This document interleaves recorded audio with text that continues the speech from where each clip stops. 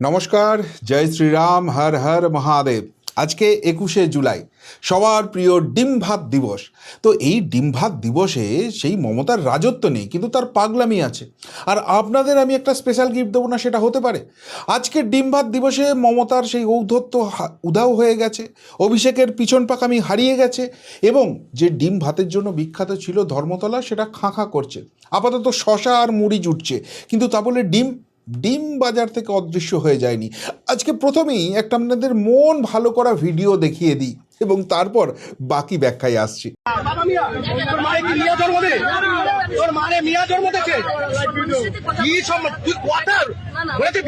বহুত কথা বলছিলিস, কোথাও লাগেনি, নাটক করিস নে, ওসব লাগেনি।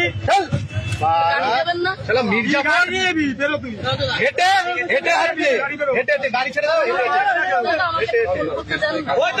কোথায় ওই তো ব্যাগ নাও, ব্যাগ হাতে নিয়ে ওইখান থেকে হেঁটে বাড়ি। এরপরে কিন্তু সমাজ মোটা জানাই দেবো, কিন্তু তাড়াতাড়ি এরপরে কিন্তু টাইম হবে না। কিন্তু আপনি বেড়ে যান, ভালো করে আপনি বেড়ে যান, ভালো করে বলছি। মুদির ফটো লাগায় আমাদের ক্ষমা চাও, আপনি ক্ষমা চাও। তুমি বিজেপির নেবেন কি বলেছো? হিন্দুদের অপমান কেন করেছো? তুমি হিন্দুদেরকে কেন অপমান করেছো? তোমার অনেক দিন ধরে তুমি করেছো, তুমি বড় নেতা। ব্যাচ খোলো,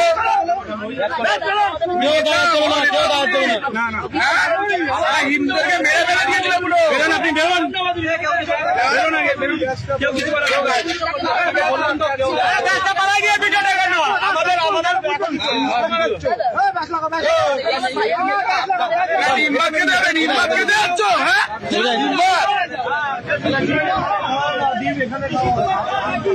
ডিম খাওয়া, ওকে ডিম খাওয়া।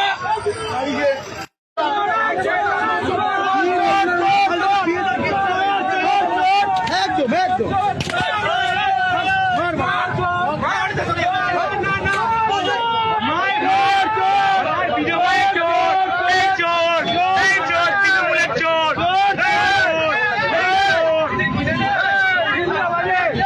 বিজেপির নরেন্দ্র মোদীর ব্যানার লাগিয়ে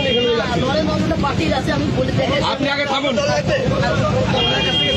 আমি আগে বলি, চিনতে পারছেন নিশ্চয়ই, এই মহিলার নাম স্বপ্না ভাদুরী। তৃণমূলের তাবর নেত্রী ছিল এবং তৎকালীন বিরোধী দলনেতা শুভেন্দু অধিকারীর জামা প্যান্ট খুলে তাকে প্রকাশ্যে নগ্ন করে বিচুটি পাতা ঘষে দেওয়ার নিদান জানিয়েছিল এই মহিলা। এবং আজকে যখন তৃণমূল ক্ষমতা থেকে চলে গেছে, তৃণমূল ছেড়ে টেড়ে অন্য পার্টিতে গিয়ে সেখানে গিয়ে পোদ্দারি করার চেষ্টা করছিল, আর পাবলিক হাতের কাছে পেয়েছে। দেখুন, আবারও বলছি, কোনো মহিলাকে অসম্মান করা এবং কাউকে প্রকাশ্যে ডিম মারা, এর আমি বিরোধী। কিন্তু এরা যে ধরনের অভব্যতা করেছে, এরা যেভাবে হিন্দু সনাতনীদেরকে মেরে ফেলার নিদান দিয়েছিল, সেখানে পাবলিকের এইটুকুনি রাগ তো দেখা যাবেই। এবং সবথেকে বড় কথা, যাকে সেন্টার করে এইসব স্বপ্না ভাদুরীদের বাঁদরামো চলতো, সেই মমতা ব্যানার্জির হাওয়া প্রথমেই কালকে ফুস করে দিয়েছিলেন শুভেন্দু অধিকারী। নাকানি চোবানি খাচ্ছেন মমতা ব্যানার্জি, অভিষেক ব্যানার্জি। আর তার মাঝখানে আজকে সারাদিনের খবর কি, হেডলাইন কি হচ্ছে না, মমতার সঙ্গে কল্যাণের তুমুল ক্যাঁচাল লেগে গেছে। কেন ক্যাঁচাল লেগে গেছে? কল্যাণ যেটা করেছিল ধারণা যে সবাই ছেড়ে চলে গেছে, এতদিনে আমার মাতব্বরি করার একটা সুযোগ এসছে। কেননা কল্যাণ সব জায়গায় মাতব্বরি করতে চায়। আপনাদের নিশ্চয়ই মনে আছে সেই জেপিসি কাণ্ডের ঘটনা, বোতল ফোতল ছুঁড়ে নিজের হাত কেটে রক্তারক্তি কাণ্ড করে তখন বিজেপি নেতারাই, সুকান্ত মজুমদারের মতো নেতারা বলেছিলেন যে কল্যাণবাবু তো সন্ধ্যের পর একটু অন্য জগতে থাকেন, তিনি কি দুপুরবেলাতেই সেটা করে ফেলেছিলেন, সেই জন্য এইসব কাণ্ড কারখানা করছিলেন, ইত্যাদি অনেক প্রশ্ন উঠেছিল। তো এখন সব নেতা মন্ত্রীরা যারা এতদিন মাতব্বরি করতো আর সেই জন্য কল্যাণের খুব রাগ ছিল, তারা ময়দান খালি করে দিয়েছে। ফলে কল্যাণ আজকে পেয়েছিল সুযোগ, আর চরবর করে অনেক কথা বলছিল, এবং সেখানে বলতে গিয়ে শুভেন্দু অধিকারীকেও অনেক কথা বললেন, শুনে মজা টজা লাগলো। কিন্তু সেই কল্যাণের সঙ্গে মমতার হেভি ক্যাঁচাল লেগে গেছে, এমন অবস্থা হয়েছে কল্যাণ স্টেজ ছেড়ে পালিয়ে গেছে।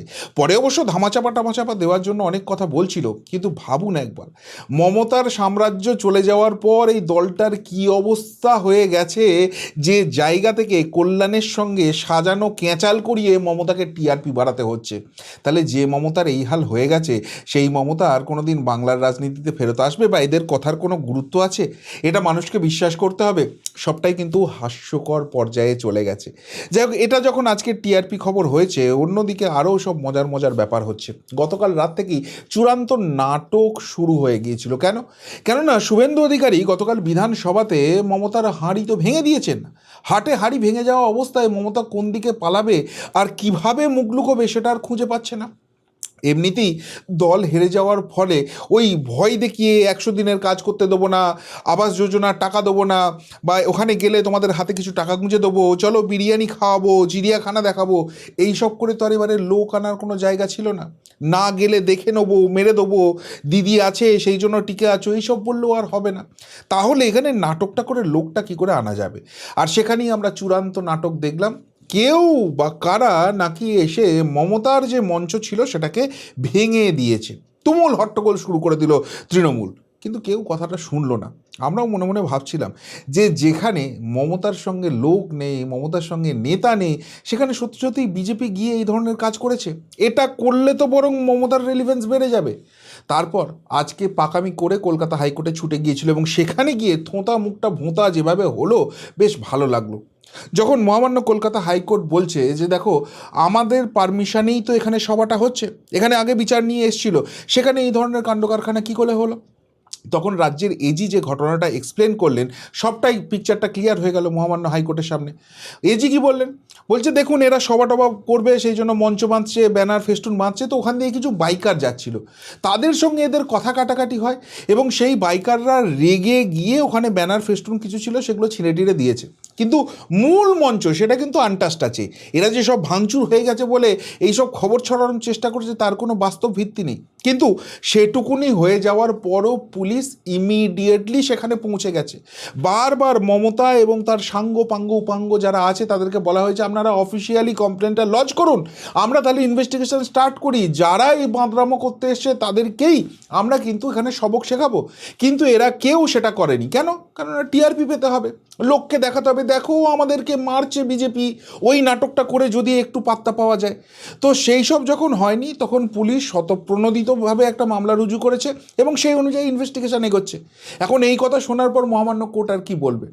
কিন্তু এর থেকেও যেটা বড় ব্যাপার হচ্ছে যে মমতা বন্দ্যোপাধ্যায়ের যে রেলিভেন্সটা 21শে জুলাই থেকে ছিল, সেটা তো শেষ হয়ে গেছে। শহীদ পরিবারগুলো তো আজকে বুঝতে পারছে। আজকে শুভেন্দু অধিকারী যখন বলেছেন যে কমিশনের যে রেকমেন্ডেশন ছিল সেই রেকমেন্ডেশন অনুযায়ী তার সরকার চলবে এবং সেই জন্য পুরনো মামলায় কেউ যদি নতুন করে এফআইআর করতে চায় এই সরকার সেই সুযোগটা করে দেবে। এবং সাথে সাথে শহীদের পরিবার আজকে কি বলছে? শহীদের পরিবার বলছে যে আমরা জানতে চাই যে অ্যাকচুয়ালি সেদিনকে কি ঘটনা ঘটেছিল, এবং তার থেকেও বড় কথা, এই 15 বছর ধরে মমতা যে লাশগুলোর উপর দাঁড়িয়ে রাজনীতিটা করে ওই ক্ষমতাটা ভোগ করে এসছে এবং তার ভাইপোকে ওই ক্ষমতা ভোগ করতে দিয়েছে, সেখানে কি কি জিনিস লুকোনো আছে আমরা এফআইআর করব। তাহলে এই জিনিস যদি হয়, আলটিমেট 21শে জুলাইয়ের টিআরপি কার কাছে পৌঁছে গেল? এই রাজ্য সরকার এবং সেই রাজ্য সরকারের প্রধান মাননীয় মুখ্যমন্ত্রীর কাছেই তো পৌঁছে গেল। তার থেকেও বড় কথা, এই শহীদ পরিবারগুলোর ভার্সনটা দেখুন। এতদিন যে মমতা ভুল বুঝিয়েছিল, এদেরকে গরিব তো গরিবে রেখে দিয়েছে এবং এদের বুকের উপর পা রেখে রাজনীতিটা করেছে, এদের লাশ নিয়ে রাজনীতিটা করেছে, এদেরকে ভাঙিয়ে রাজনীতিটা করেছে, নিজের সমস্ত খিটটা খেয়েছে, নিজের ভাইপোর জন্য ব্যবস্থা করে দিয়েছে, নিজের সাম্রাজ্য স্থাপন করেছে। অথচ যে শহীদরা প্রকৃত শহীদ হলো, তাদের কথা একটুও ভাবেনি। এমনকি এদেরকে যে রেকমেন্ডেশন দেওয়া হয়েছিল কমিশনের তরফ থেকে যে যারা মারা গেছে তাদেরকে অন্তত 25 লক্ষ টাকা করে ক্ষতিপূরণ দিতে হবে, সেখানেও দেখুন কতখানি কারচুপি। কীভাবে টাকাটা মেরেছে মমতা? 2 লাখ টাকা মাত্র দিয়েছে। যারা আহত হয়েছে তাদেরকে এই কমিশন রেকমেন্ড করেছিল যে অন্তত 5 লাখ টাকা করে ক্ষতিপূরণ দিতে হবে, সেখানেও 15,000 টাকা করে দিয়েছে। মানে মমতা ব্যানার্জি আর টাকা মারা যে সমর্থক, এই জায়গাটা এই শহীদ পরিবারগুলোর কাছে স্পষ্ট হয়ে গেছে। আর সেই জন্য এই শহীদ দিবসের অনুষ্ঠানে মমতা ব্যানার্জিকে শ্রেষ্ঠ গিফট এই শহীদ পরিবারগুলোই দিচ্ছে।